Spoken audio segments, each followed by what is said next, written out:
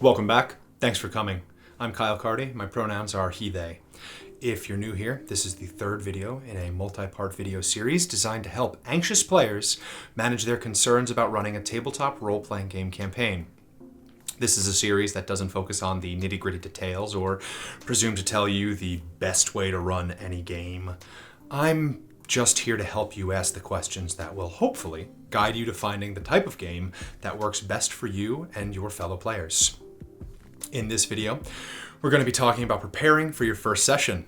As always, this is a pretty broad subject with a lot of correct answers. Remember, what's right for you might not always be right for other groups, and that's perfectly okay. As long as all players are being treated with respect, there's no wrong way to play a tabletop role-playing game. This is probably the video that a lot of people skipped to. I would recommend watching the other two first, but if you're pressed for time, I want to respect that. Time's something that we don't have a lot of, so I would like to take this time right now to remind you to slow down and breathe. Take a big breath in and exhale, and just know that you're going to be wonderful. You're going to make mistakes, and that's okay. Your fellow players care about you and respect you. Your anxiety might not go away before you play. It might not go away while you play. Just do your very best to be brave. I believe in you and know that whatever shape your personal best may be, that you're giving it your all. So, you've determined your genre, tone, setting, and the system you'll be using. That's great. If you're playing a homebrew game, homebrew being a term for any setting that was not published by someone else officially, then you're probably trying to write the plot for it. If you're running a premade game, a term that means any material that someone who is not you wrote and published, then you might be desperately trying to remember every detail in the book. Breathe. One more time. Out. Good job.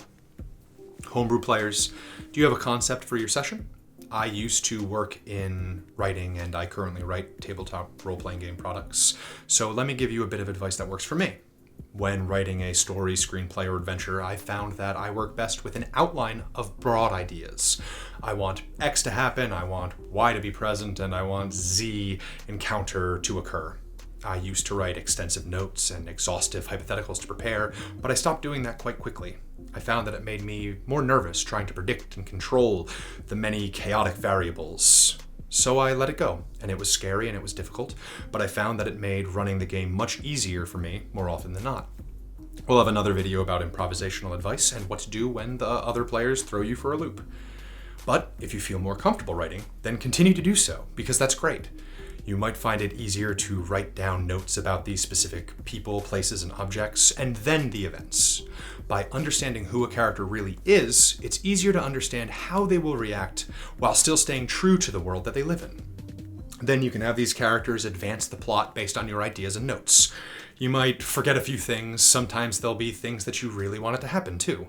Heck, in the Star Streamers finale, I was going to do something with a character called Floney, but I completely blanked and forgot to do it. And it's totally normal to have that happen, and I would say it's also inevitable. For players running a pre-made game, I also say the following: let go. You're not going to memorize anything. And if you can memorize everything, then I personally am incredibly impressed and can only tell you that you'll do your best and everything will be fine and everyone will have fun.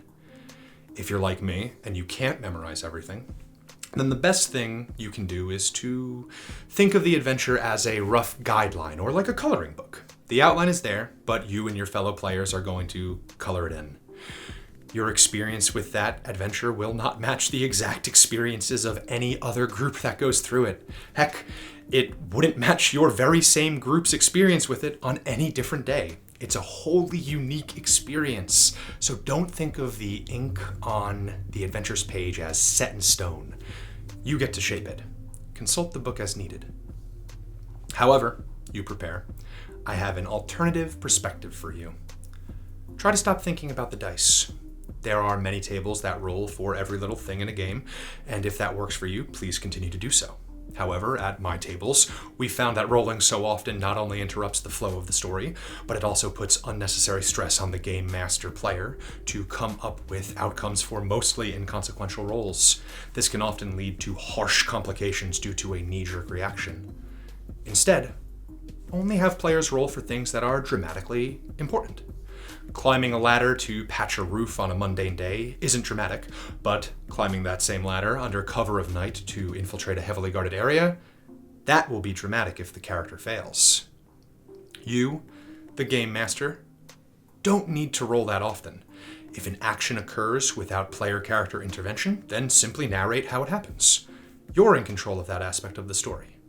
It will make the actual logistics of ramping up your story's drama so much easier and much less intimidating, at least for me. It's okay not to roll. I only ever roll if one of my characters is in direct contention with another player's character. Attack rolls, noticing someone's lying, trying to lie to someone, and more are the only reasons I ever really touch my dice when I'm game mastering. Some groups might like it when the game master player rolls dice behind the screen for no reason.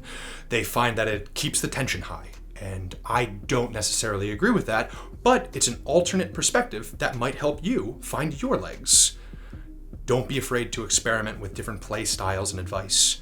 Eventually, you'll come into your own and develop the style that works best for you and your fellow players. But for now, that brings us to the end. The best, most general advice is to do your best to curb your anxiety through an appropriate amount of preparation and whatever other methods you normally use to handle your anxiety.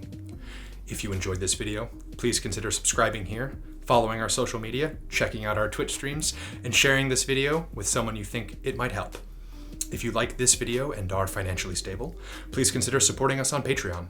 Every dollar helps us achieve more of our own financial stability.